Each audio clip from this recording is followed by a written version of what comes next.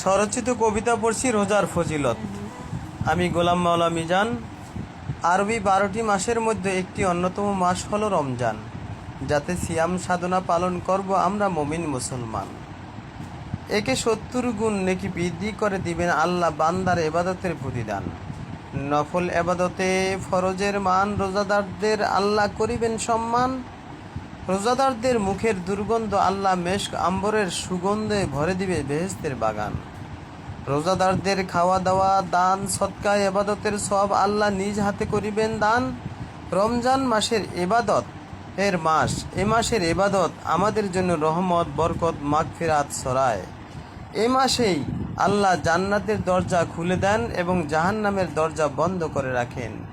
বন্দিগির আশায় রোজার হাকিকত করব আদায়, সকল দুর্নীতিকে রোজার